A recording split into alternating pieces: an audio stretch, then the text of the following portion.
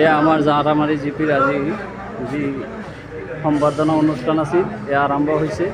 এয়া আমাৰ ৱাৰ্ড সদস্য এতিয়া আমি আদৰণি জনাম গামোচাৰে আব্দুল্লাহ সাহাব, আমাৰ ইয়াৰ শিক্ষক ও বিশিষ্ট সমাজসেৱক লাংগিয়া, তেখেতক আদৰণি জনাবলৈ এয়া আমাৰ ইমৰান হুছেইন খান ডাঙৰীয়াক অনুৰোধ জনাইছোঁ। আপোনালোকে চাই আছে জাহাৰামাৰী জিপিৰ আপাৰ গৃহৰ পৰা ধৰণৰ বিশৃংখলা যাতে তেখেতৰ দ্বাৰা নহয় তাৰে কামনা কৰি তেখেতৰ সুস্বাস্থ্য দীৰ্ঘায়ু আৰু ভৱিষ্যত মংগল উজ্জ্বল কামনা কৰি মই এইখিনিতে মোৰ হয়। এয়া আছিলে আমাৰ জাহাৰামাৰী জিপিৰ সচেতন নাগৰিক শ্বেখ আব্দুল্লাহ চাহাবৰ বক্তব্য। এয়া আমাৰ যি আজিৰ কাৰ্যসূচী আছিলে ইমানতে সামৰণি মাৰিলোঁ। ধন্যবাদ। আমাৰ জাহাৰামাৰী লাগীয়া গাঁও পঞ্চায়তৰ নৱনিৰ্বাচিত সভানেত্ৰী আৰু আঞ্চলিক সদস্য দুয়োজনকেই ফুলৰ মালাৰে সম্বৰ্ধনা জ্ঞাপন কৰিবৰ কাৰণে মই আতাবুৰ ৰহমান আৰু শৰীফুল ইছলাম ডাঙৰীয়াক অনুৰোধ জনাইছোঁ।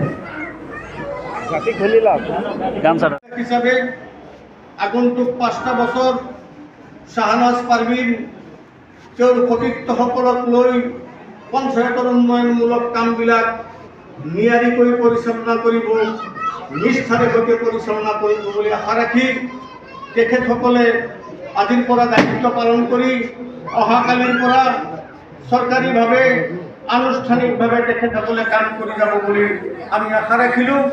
আমি পৰৱৰ্তী দিনত তেখেতসকললৈ চাই থাকিম, পঞ্চায়তৰ উন্নতিৰ পিনে চাই থাকিম, গাঁৱৰ প্ৰতিটো ৰাস্তাৰ পিনে চাই থাকিম। তেখেতসকলে যাতে সেই কথাবিলাক লক্ষ্য ৰাখি, যিহেতু শাহনাজ পাৰভিন এজন সদস্য আৰু বাকী 9জন সদস্য বা সদস্যসকল একোটা বোৰ্ডৰ সদস্য, সকলোৰে সমান অধিকাৰ আছে। সদস্যসকলৰ লগত আলোচনা মৰ্মে যিকোনো কাম কৰিব বুলি আশা ৰাখিছোঁ আৰু তেখেতসকলৰ দীৰ্ঘায়ু কামনা কৰি মই মোৰ কথাখিনি সামৰিছোঁ।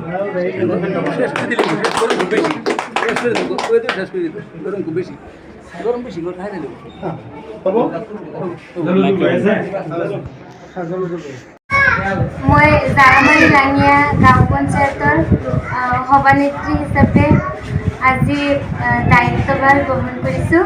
সকলো ৰাইজে আৰু সদস্যসকলে মোক যি সন্মান দিছে তাৰ কাৰণে মই সকলোৰে ওচৰত চিৰকৃতজ্ঞ।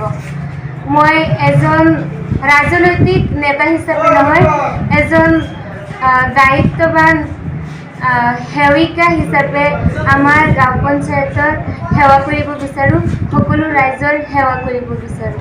সকলোৰে ওচৰত মই দুৱা আৰু আশীৰ্বাদ বিচাৰিছোঁ।